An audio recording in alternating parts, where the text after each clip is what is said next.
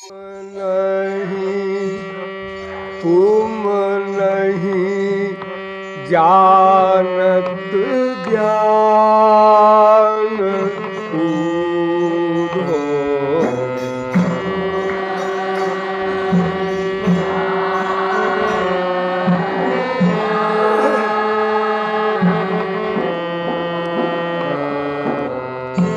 तुम नहीं जानत ज्ञान पूरो।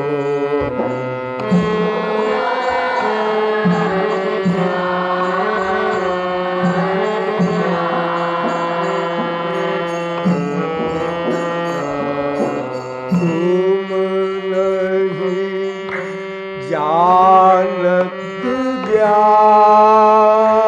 पूरो।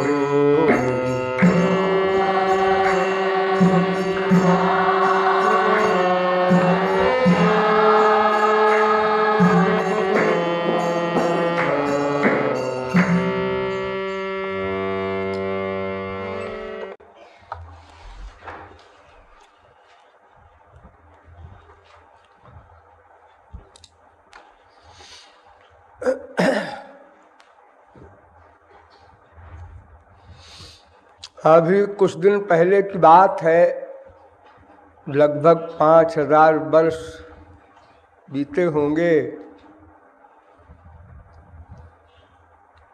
स्वयं भगवान अवतीर्ण हुए थे।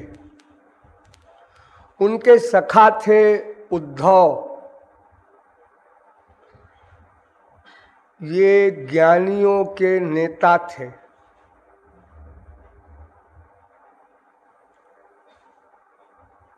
किंतु भगवान की माधुर्य शक्ति आदि से अपरिचित थे। निर्गुण निर्विशेष निराकार ब्रह्म को ही अपना आराध्य मानते थे। साक्षात ब्रह्म श्री कृष्ण जिनके सखा है, उनको भी पता नहीं है कि श्री कृष्ण कौन है। फिर मायाबद्ध जीव बेचारे क्या समझेंगे? कितना बड़ा आश्चर्य है। जरा सोचिए आप लोग कि कृष्णावतार में अवतार लेते ही चमत्कारों की भरमार हो गई। अवतार लेते ही चमत्कार प्रारंभ हो गए। आप लोग संसार में कहते हैं चमत्कार को नमस्कार है। एक ने भी नमस्कार नहीं किया। उनके सगे सखा उद्धव तक उनको भगवान नहीं मानते। भरी सभा में जिन्होंने अपना विराट रूप दिखाया दुर्योधन को, उस दुर्योधन तक ने नहीं माना। देखो, ये विराट रूप श्री कृष्ण का, भगवान का, बिना दिव्य दृष्टि पाए कोई देख ही नहीं सकता।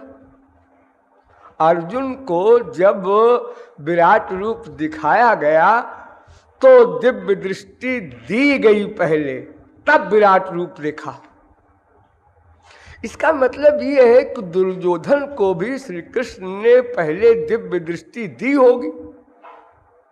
तो क्या वो अर्जुन के समान अधिकारी था? पता नहीं। लेकिन बिना दिव्य दृष्टि दिए तो भगवान के विराट रूप का दर्शन कोई कर ही नहीं सकता। लेकिन जैसे भी हो, विराट रूप देखने पर भी दुर्योधन कहता है जानामि धर्मम न च मे प्रवृत्ति, यानी उसने श्री कृष्ण को भगवान नहीं माना। तो चमत्कार को नमस्कार कहाँ हुआ? भरी सभा में शिशुपाल को चक्र से मारा, सर को धड़ से अलग कर दिया, सब देख रहे हैं। कितने चमत्कार सारे ब्रिज में किए, सारे राक्षसों को खेल खेल में मारा, खेलते हुए। एक राक्षस ने अपने मुंह में डाल लिया श्री कृष्ण को, तो श्री कृष्ण ने शरीर लंबा किया, करते करते करते उसका मुंह फट गया। इस तरह से तो मारा है, कोई युद्ध वुद्ध नहीं किया। नृत्य देखो, विश्व में ऐसा नृत्य किसी ने आज तक सोचा है? सबसे प्रख्यात नृत्य शंकर जी का है, तांडव नृत्य। लेकिन वे शंकर जी भी श्री कृष्ण के रास में आते हैं नृत्य का सुख लेने के लिए, लेकिन वो रास का नृत्य भी कोई खास नहीं। नृत्य तो कालिया नाग के फणों पर हुआ था, वो कमाल है। इतना भयानक सर्प जिसके हजारों फण ऊंचे नीचे, उसके ऊपर थिरकते हुए नाच रहे हैं श्याम सुंदर, और मार उसको निकाल भगाया और अपना काम कर लिया। कहीं आग पी गए, कहीं कुछ सब ऐसे ही। लेकिन एक भी उदाहरण नहीं है जिसने इन चमत्कारों को देखकर श्री कृष्ण की शरणागति स्वीकार की हो।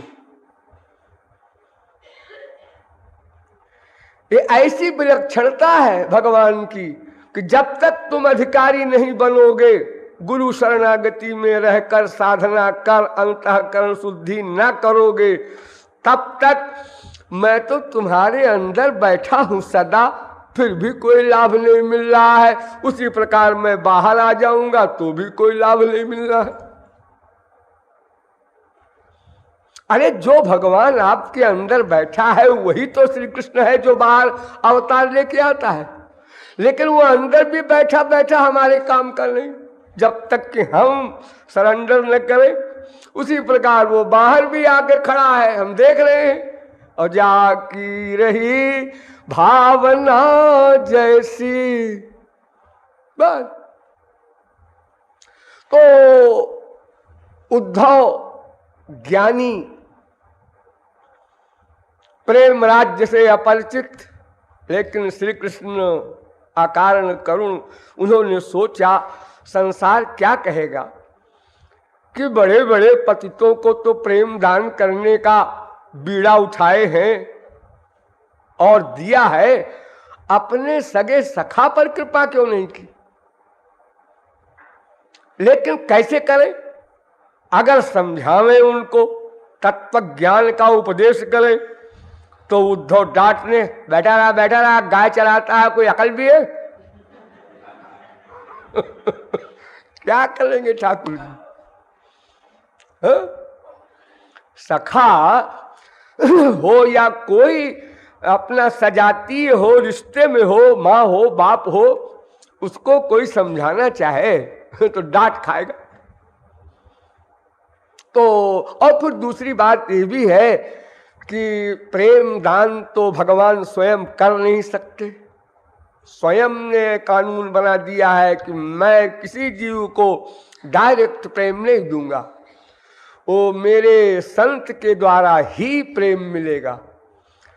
इसलिए संत के द्वारा उद्धव को प्रेम दिलाना है और सबसे उच्च कोटि का प्रेम दिलाना है।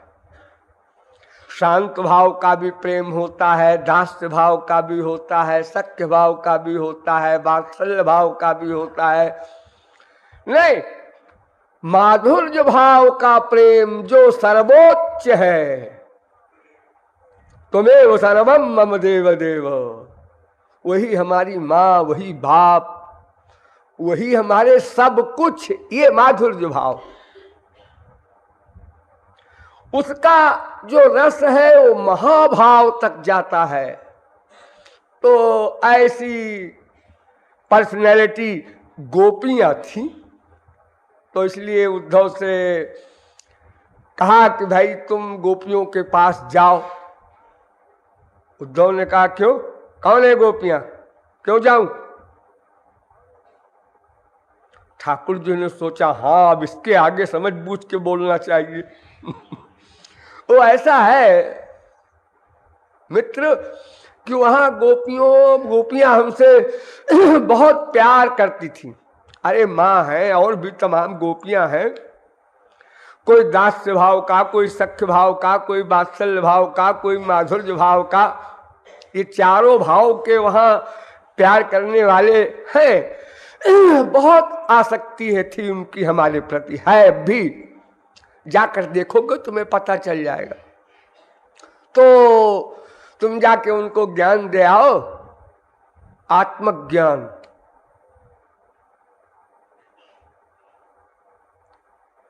तो हमारी याद करके जो दुखी हैं वो भूल भाल जाए, क्योंकि मैं तो अब लौट के जाऊंगा नहीं, मुझे बहुत से काम हैं, द्वारिका जाना है, महाभारत करना है।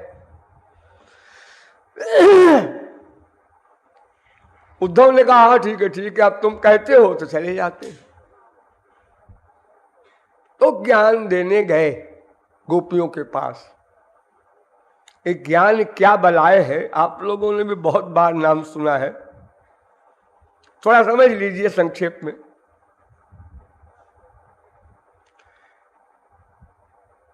8 अंतरंग साधन होते हैं ज्ञान में, 8 कुल जमा टोटल, और 8 ही योग में भी होते हैं, उसको अष्टांग योग कहते हैं।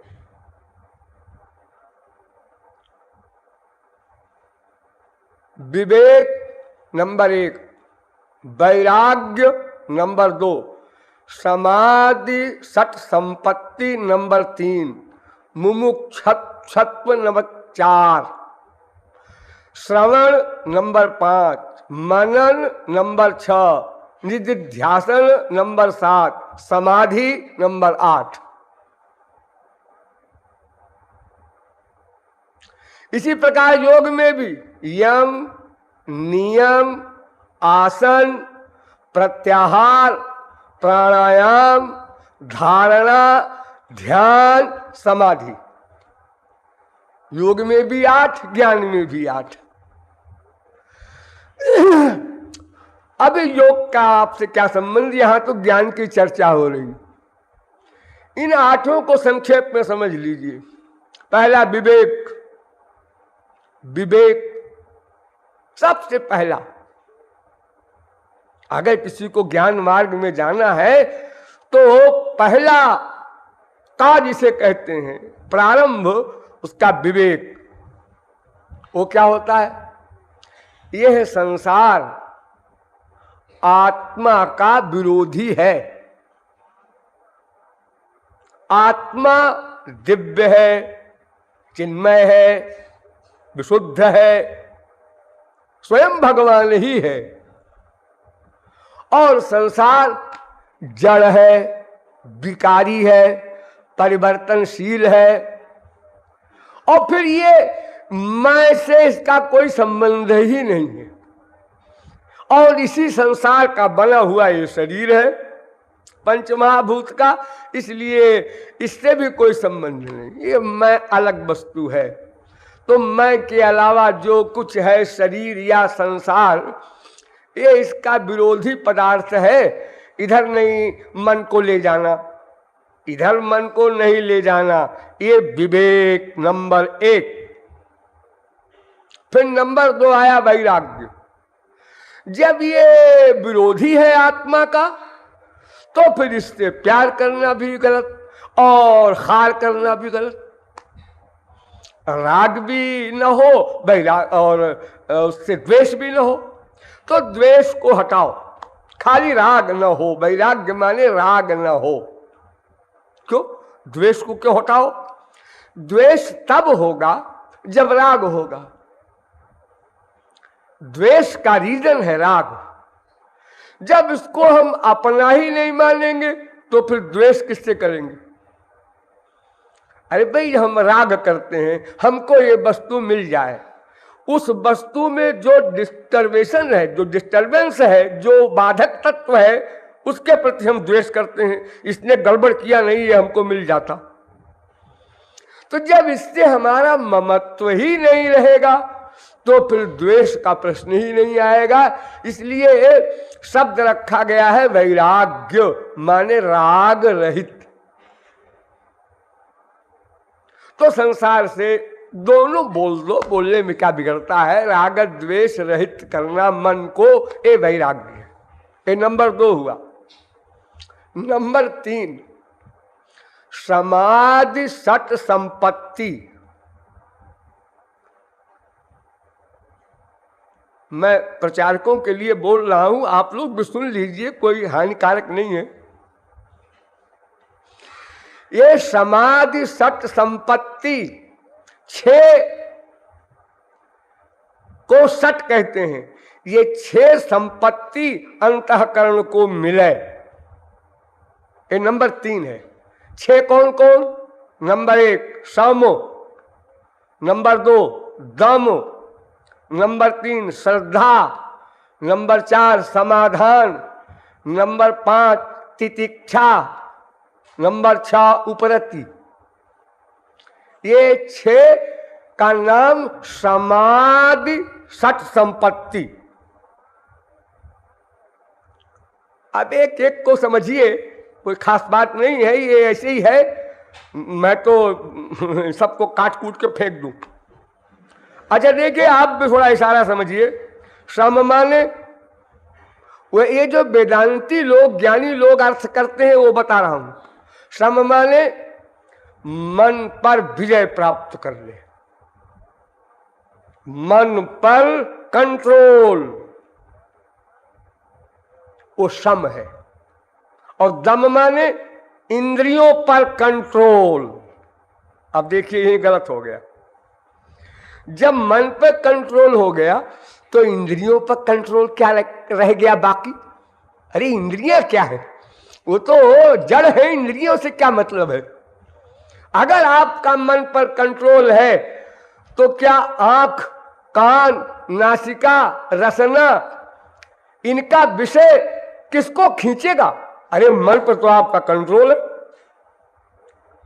अब ये राग जो होगा संसार में किसका होगा? राग तो मन का ही होना है। तो आप कहते हैं सम माने मन पर कंट्रोल, तो फिर दम की आवश्यकता क्या? जब मन पर विजय प्राप्त कर लिया तो इंद्रियां तो ऑलरेडी उसके अंदर में। अच्छा छोड़ो। नंबर 3 श्रद्धा। ये क्या है? वेद में मंत्र है, श्रद्धत्व तात श्रद्धत्व, गुरु के वाक्य पर पूर्ण विश्वास करो, बिल्कुल बुद्धि न लगाओ। श्रद्धा करो माने विश्वास।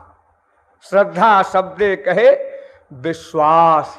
गौरांग महाप्रभु ने उसका अर्थ किया, श्रद्धा माने विश्वास, सुदृढ़ निश्चय। तो जब मन पर कंट्रोल हो गया तो फिर श्रद्धा में क्या कमी रहेगी? ये श्रद्धा क्यों आ गई बीच में? और समाधान। समाधान माने श्रवण मनन आदि में मन को लगाना। अरे जब मन का वशीकरण हो गया, आप क्या लगाना वगाना रह गया? ये समाधान।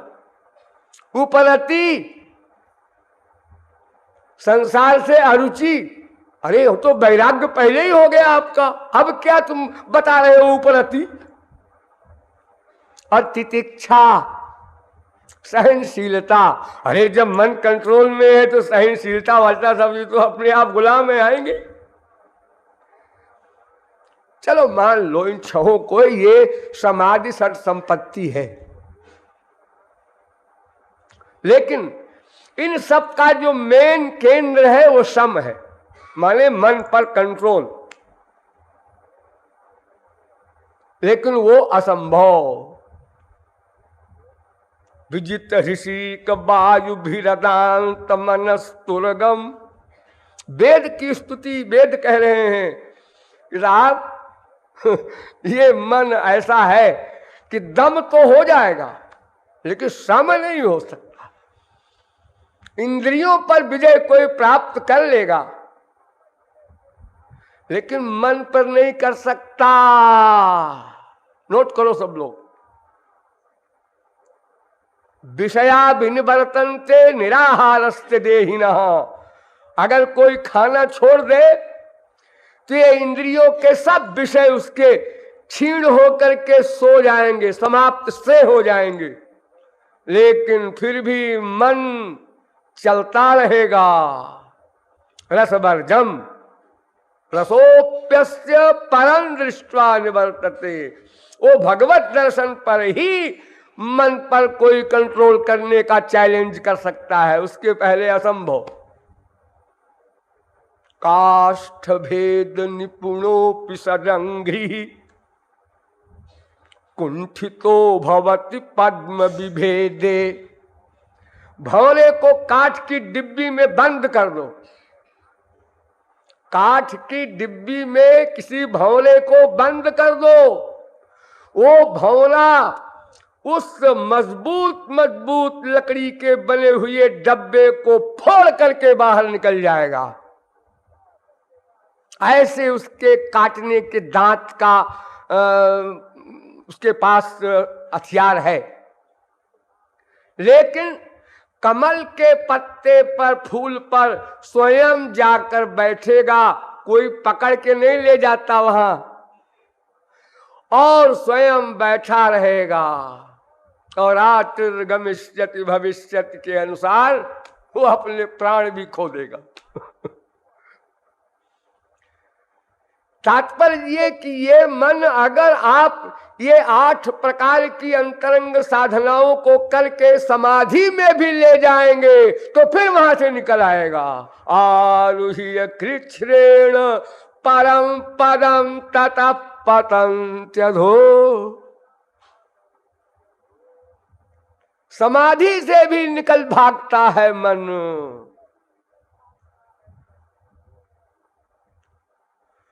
तो अस्तु, अभी तो आप समझिए वो लोग जो कुछ कहते हैं। हाँ, तो आप भूले न होंगे। नंबर 1 विवेक, नंबर 2 वैराग्य, नंबर 3 समाधि सठ संपत्ति, और नंबर 4 मुमुक्षुत्व, मोक्ष की तीव्र इच्छा।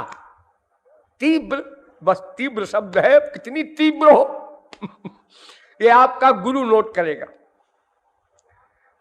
प्यास जैसे होती है, भूख जैसे होती लगती है आप लोगों को ना, तो भूख लगी है, आप कहते हैं अच्छा अच्छा खाना मिलेगा, 2 घंटा और बीत गया, अरे साहब बड़े जोर की भूख लगी है, अरे साहब आ रहा है, बन रहा है, आप परेशान क्यों हैं? अब 6 घंटे हो गया, अरे साहब आप क्या करते हैं, जल्दी खिलाइए, बहुत भूख लगी है। अभी देखिए 6 घंटे पहले से वो भूख चिल्ला रहा था, लेकिन पहले थोड़ी भूख लगी थी, फिर और अधिक लगी, फिर और अधिक लगी, अब चक्कर आने लगा, इतनी भूख लगी है। तो ऐसे ही ब्रह्म के जानने की जो इच्छा है, जिज्ञासा है, उसकी भी लिमिट होती है। तो तुम्हारी लिमिट ठीक है कि नहीं, ये तुम्हारा गुरु चेक करेगा।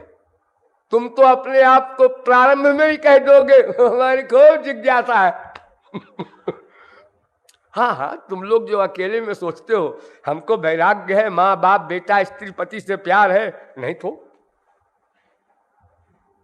अब मुझसे कहते हैं 1 2 नहीं, हजारों ने, महाराज जी मेरा वैसे माँ बाप बेटा स्त्री पति से कोई प्यार वार नहीं है, सब मतलब के हैं, हम ही को लेक्चर दे रहे हैं।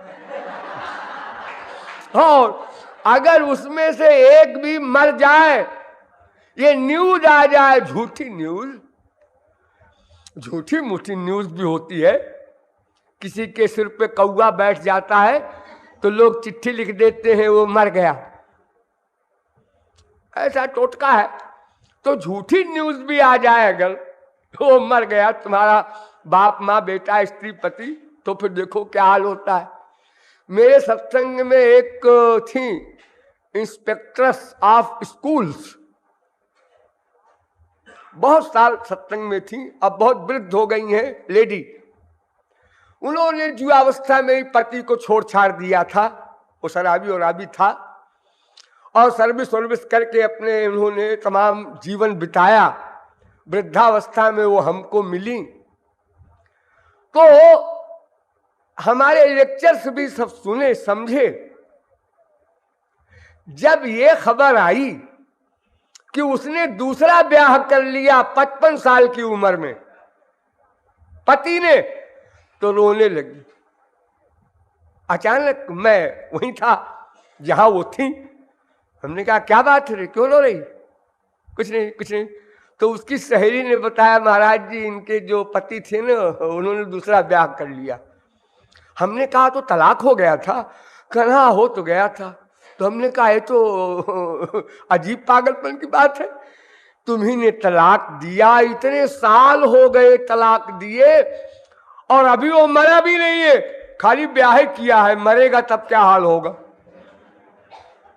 हाँ, यहां तक लोगों का हाल है। लेकिन मुंह से बोल देंगे हमें महाराज जी कहीं किसी से लगाव नहीं, सब मतलब के है, सब स्वार्थी है। अरे नहीं, ऐसा नहीं है, ये बड़ी खतरनाक बीमारी है। चप्पल जूते खाए जा रहा है, अटैचमेंट वही है। ऐसा विचित्र जगत है। तो ये तो गुरु नोट करेगा कि आप में मुमुक्षा कितनी है, प्यास कितनी है। अब ये इन चारों के बाद आया श्रवण, यानी गुरु के द्वारा ब्रह्म क्या है ये सुनो। सुनो। अब मन का वशीकरण भी है, इंद्रियों का वशीकरण भी हो गया है, तितिक्षा भी है, उपरति भी है, बिल्कुल तैयार है बर्तन। अब गुरु जी बताएंगे ब्रह्म क्या है। ठीक है, सुना? हाँ सुना।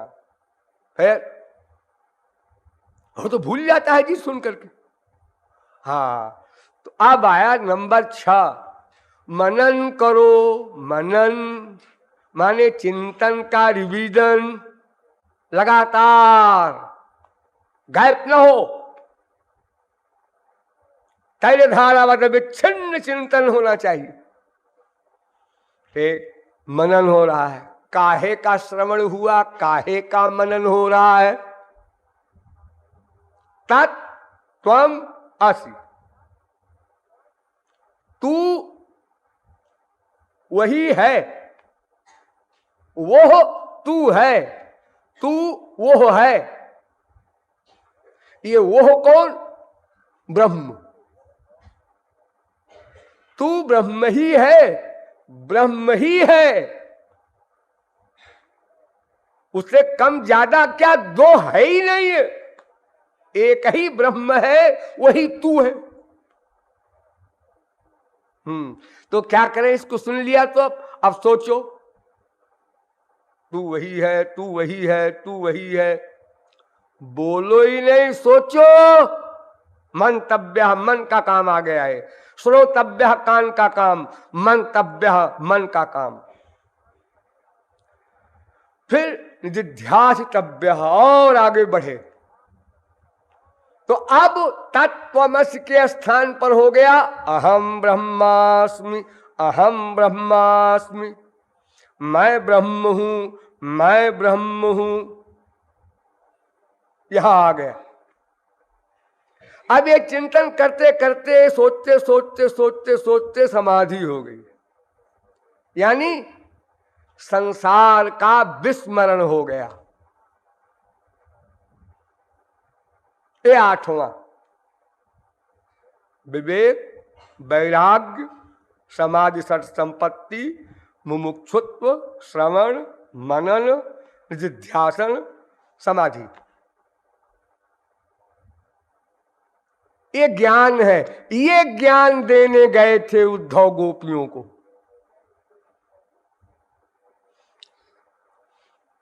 गोपियां कहती है उद्धव तुमने तो वेद पढ़ा होगा। है वेद, वेद सब याद है, पढ़ने की बात करती हो तुम लोग।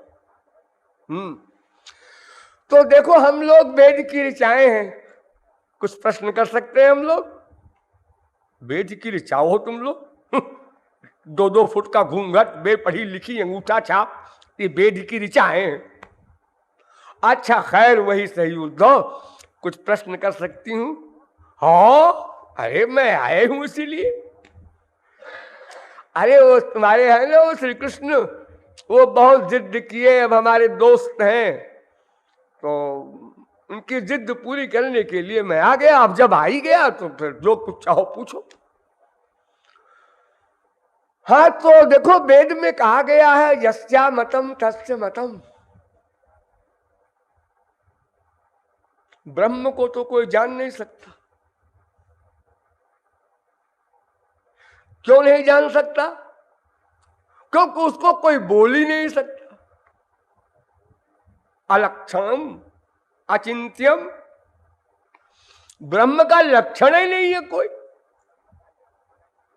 अरे किसी चीज का लक्षण हो कुछ, तब तो उसके पाने का कोई प्रयत्न करे। वो तो अदृष्ट, अव्यवहार्य, अग्राह्य, अलक्षण, अचिंत्य, अव्यपदेश, ऐसा ब्रह्म है।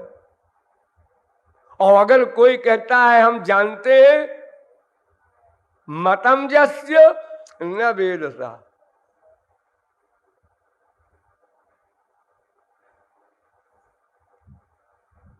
क्यों? इसलिए कि वो बुद्धिरात्मा महान पर महता परम अव्यक्तो अव्यक्तात् पुरुष पर, वेद कह रहा है।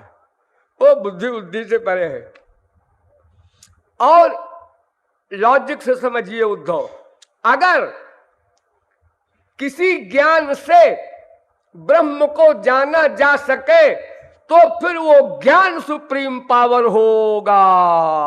वो ज्ञान के अंडर में ब्रह्म माना जाएगा, उस ज्ञान के अधीन माना जाएगा। फिर वो सुप्रीम पावर भगवान या ब्रह्म नहीं कहलाएगा, क्योंकि वो तो अंडर में आ गया, बुद्धि के अंडर में, ज्ञान के अंडर में, और वो भी मेटीरियल बुद्धि के अंडर में, और उपहास का पात्र बनेगा ब्रह्म। और फिर वेद कहता है उद्धव कि विज्ञातार मरे केन विजानीयात्। वो तो विज्ञाता है। ज्ञाता को अगर किसी से जानोगे तो जिससे जानोगे उसको ज्ञाता कहना पड़ेगा, और वो ज्ञेय हो जाएगा ब्रह्म।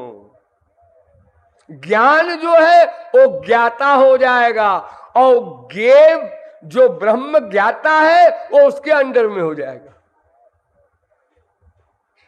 अरे हजारों लाखों वेद की ऋचाएं भरी पड़ी हैं कि वो इंद्रिय मन बुद्धि का विषय ही नहीं। आप क्या श्रवण करेंगे, क्या मनन करेंगे, क्या ध्यान करेंगे? किससे करेंगे? मन से। अरे मन से आप जो भी करेंगे वो ब्रह्म का चिंतन हो ही नहीं सकता, क्योंकि मन तो मटेरियल है, माइक। प्रश्न ही नहीं पैदा होता। तो फिर तुमने ब्रह्म का ज्ञान प्राप्त किया, ये बकवास, 100% बकवास। तुम्हें ज्ञानवान कुछ नहीं।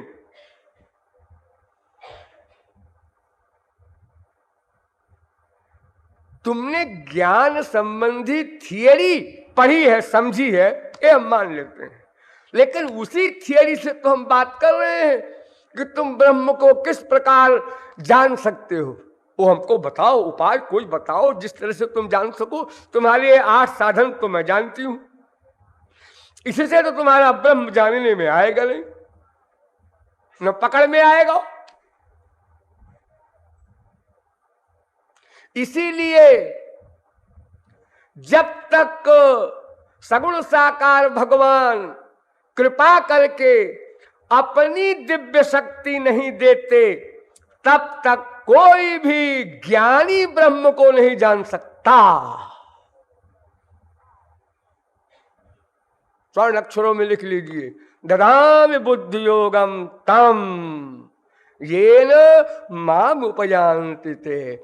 जब मैं बुद्धि दूंगा, भगवान कह रहे हैं, जब मैं बुद्धि दूंगा ज्ञानी को, तब वो मुझको जान सकता है। मोटे तौर पर गधे की अकल से समझो कि भगवान को देखने के लिए भगवान की आंख चाहिए, बस।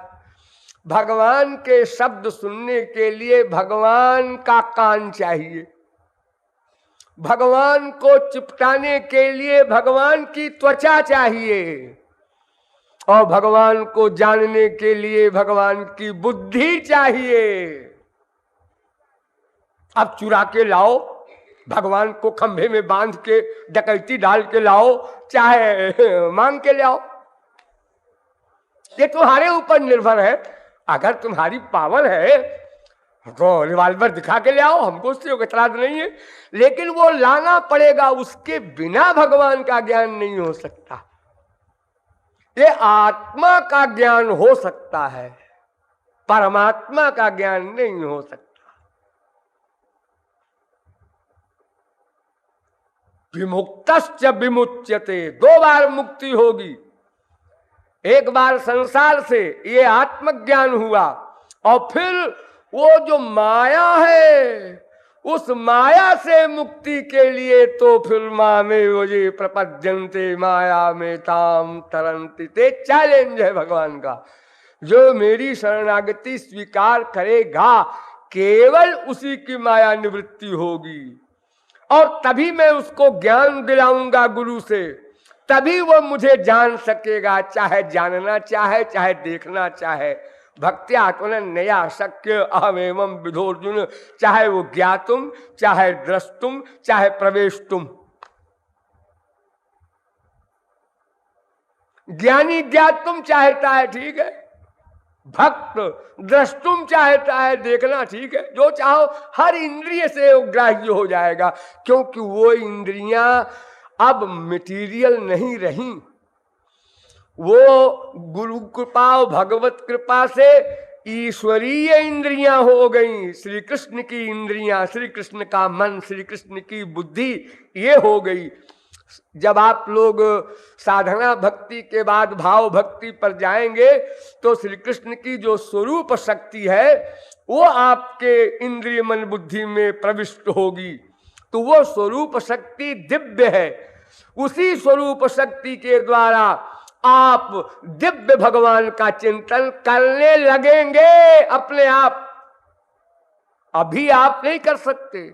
अभी आप लोग जो चिंतन करते हैं श्री कृष्ण का, वो माइक करते हैं, क्योंकि आपका मन जो कुछ सोच चुका है अनंत जन्मों में, सब माइक। भगवान का उनके नाक बनावे, आंख बनावे, पैर बनावे, कैसा बनावे, कैसा बनावे, जो अपने को अच्छा लगता है वैसे तो बनाएंगे। सबकी पसंद अलग अलग है, जिसको जैसी आंख पसंद है वैसे श्री कृष्ण की आंख बना लेगा। ये तो माइक आंख हुई। हाँ, पहले माइक ही बनाई जाएगी, फिर वो भक्ति जब परिपक्व होती जाएगी तो स्वरूप शक्ति की उसमें मिक्सचर उसका होता जाएगा, तब उस दिव्यता आती जाएगी। तब फिर प्रेमा भक्ति पर गुरु कृपा से जो पावर मिलेगी, उससे पूर्ण दिव्य दृष्टि, पूर्ण इंद्रिय मन बुद्धि की दिव्यता प्राप्त हो जाएगी। तब फिर भगवान आपकी उंगली के इशारे पर नाचेगा, सगुण साकार बनकर।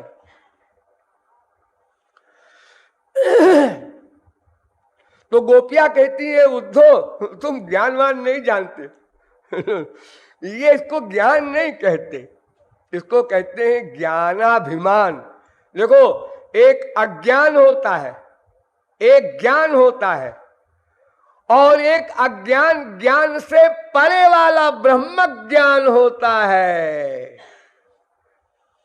तुमने अज्ञान समझा और आत्मा का ज्ञान भी समझा, बस इसके आगे कदम न बढ़ाओ। ब्रह्म ज्ञान तुम नहीं समझ सकते, और अगर तुम समझ लोगे उद्धव तो फिर जानते हो हमको ज्ञान देने ना आओगे, हम तुमको उद्धव रूप में दिखेंगे।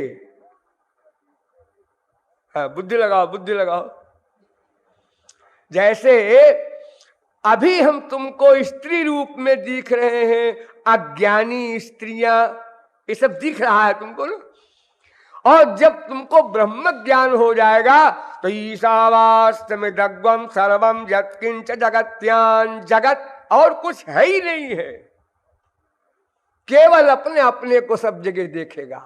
मैं ब्रह्म हूं और मैं ही सब कुछ हूं, कुछ दिखाई नहीं पड़ेगा, सुनाई नहीं पड़ेगा। सुखदेव परमहंस वगैरह की ये अवस्था थी। इस अवस्था को काटती है भक्ति और फिर सुखदेव परमहंस को लाती है संसार में। फिर देखते हैं ये हमारे पिताजी हैं। ये पिताजी तुमको जब पैदा हुए तब नहीं दिखाई पड़े थे? नहीं, तब नहीं दिखाई पड़े थे। तम सर्वभूत हृदय, संपूर्ण विश्व अपना अपना मैं रूप में दिखाई पड़ा था जब मां के पेट से निकलकर चले थे। वेद व्यास चिल्लाते रह गए, पुत्रेति तन्मयतया पुत्र। सुनो सुनो, अरे तो कान सुने तब तो पुत्र खड़ा हो। कोई इंद्रिय मन बुद्धि वर्क नहीं कर सकता ब्रह्म ज्ञान होने पर। वो फुल मैड भी कभी कभी सुन लेता है लेकिन ये ऐसा मैड है, ये न सुन सकता है, न देख सकता है, न सोच सकता है, न कुछ जान सकता है। ऐसी एक विशिष्ट अवस्था का नाम है वो ज्ञानियों की अवस्था। तो उद्धव, तुम ज्ञानी फैनी कुछ नहीं हो। अच्छा एक बात बताओ उद्धव, अगर किसी को ब्रह्म का ज्ञान होगा तो संसार में जैसे किसी का ज्ञान जब होता है, कोई पत्थर है, आदमी छोड़ दो, एक पत्थर है, उसको हीरा कहते हैं संसार में लोग। वो 1 अरब का है, 10 अरब का है, 1000 अरब रुपए की कीमत है उसकी एक पत्थर की। इतना बड़ा पत्थर है, कोहनूर हीरा से भी बड़ा। अब उस पत्थर का जब कोई दाम जान लेता है और ये जान लेता है कि ये हीरा है, तो कितना प्यार होता है उस दरिद्री को, उस गरीब को, उस लोभी को। वो पागल न हो जाए, यही आश्चर्य है। इतना प्यार हो जाता है। और तुमने ब्रह्म को जान लिया और ब्रह्म से प्यार हुआ ही नहीं। ये कौन सा जानना है?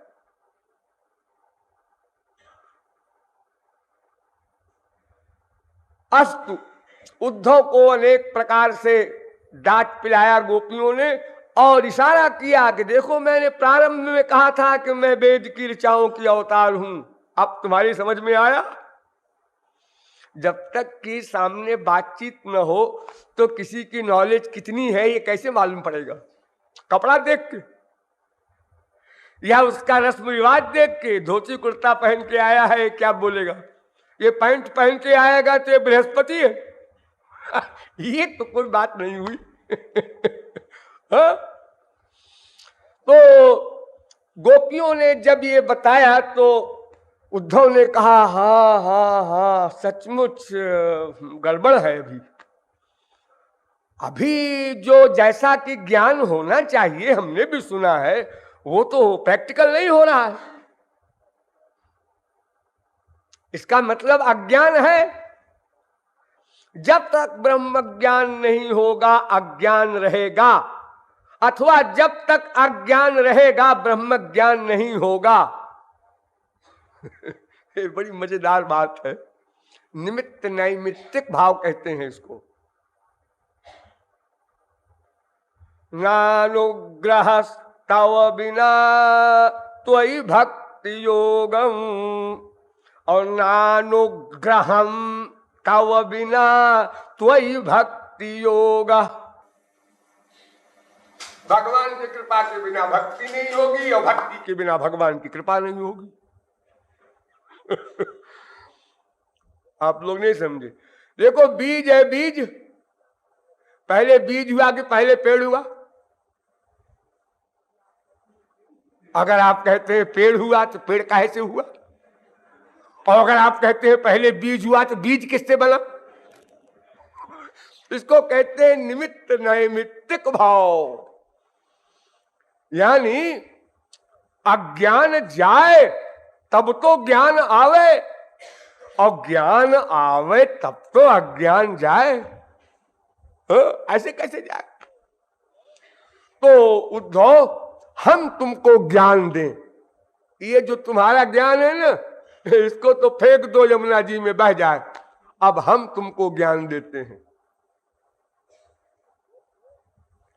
देखो, ये जो तुम्हारा ज्ञान है, ब्रह्म ज्ञान जिसे कहते हो, ये दो प्रकार का होता है, एक विद्या, एक अविद्या।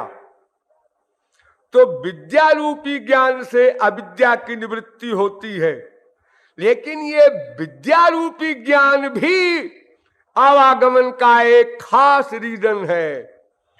इसलिए स्वरूप के साक्षात्कार करने के बाद भी गुणावली का माया नहीं पिंड छोड़ती, तो इस विद्या को भी नष्ट करना होगा।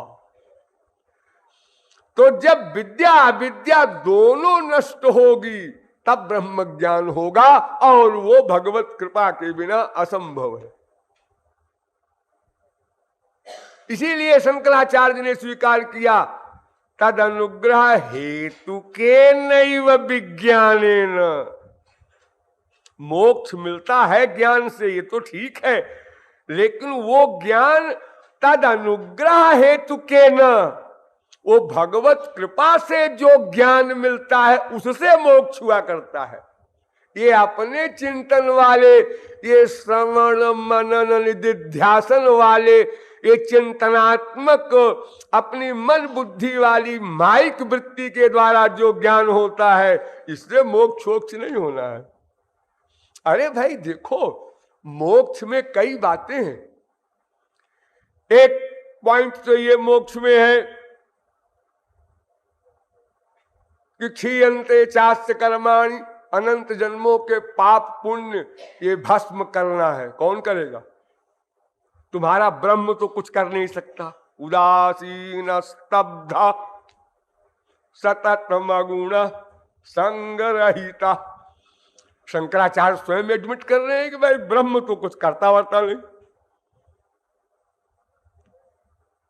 न सुने, उसके कान भी नहीं है। फिर भी शंकराचार्य ने कहा एक बात, जरा ध्यान दो, बसस्वस्वीयांत विमल जठरेस्मिन्। शंकराचार्य नॉर्मल तो होंगे, अरे ज्ञानी है, नॉर्मल की क्या बात करते हैं। तो शंकराचार्य इसके पहले कह चुके उदासीन स्तब्ध, फिर ये क्यों कैसे कह रहे हैं बसस्व, मेरे हृदय में बसो। उसके कान ही नहीं है, सुनेगा नहीं, वो कहां तुम्हारे हृदय में बसने आएगा। वो तो सर्वव्यापक है। आप्राद्यावा पृथ्वीरंतरिक्षग्वम सूर्य आत्मा जगतस्तस्थूखस्य तच्चक्षुर्देवहितं पुरस्तात् शुक्रमुच्चरत। वेद कहता है वो सर्वव्यापक है। वो ऐसी कोई चीज तो नहीं है तुम आ जाओ मेरे हृदय में, कौन आ जाए? ब्रह्म, सर्वव्यापक ब्रह्म कैसे आ जाएगा? और वो तो है ही है। जब सर्वव्यापक है तो तुम्हारे हृदय में भी तो होगा। और फिर तुम कहते हो मैं ब्रह्म हूं, तो तुम ही ब्रह्म हो, तो बसस्व कैसे कहा तुमने? अंतः मेरे जठर के विमल जठर निर्मल अंतःकरण में आकर बसो। तुम कृपा तो कर नहीं सकते, खाली बसो। अरे किसको कह रहे हो बसो? तुम ही ब्रह्म हो। और अगर तुम ब्रह्म नहीं हो तो जिस ब्रह्म को तुम बसने को कह रहे हो वो ब्रह्म तो सर्वव्यापक है, वो तो बसा हुआ वैसे भी है। तुम तो परमात्मा को मानते नहीं हो कि एक जीवात्मा एक परमात्मा। तो जीवात्मा कर्म करता है, परमात्मा देखता रहता है, नोट करता है, फल देता है। स्थित चेतनाभ्याम च, इस ब्रह्म सूत्र के अनुसार द्वासुपर्णा सौजा सखाया, इस वेद मंत्र के अनुसार। ये तो आप मानते नहीं। तो फिर बसस्व स्वीयांत कहा कैसे? महात्मा लोग हैं, कह दिया होगा।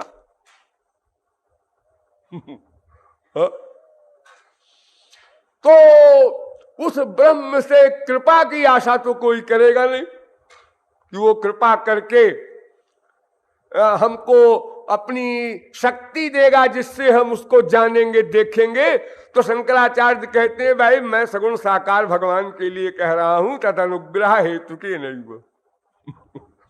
जो सगुण साकार भगवान अकारण करुण है, दयालु है, कृपालु है, उसके द्वारा हम कृपा प्राप्त करके ब्रह्म ज्ञान प्राप्त किए हैं।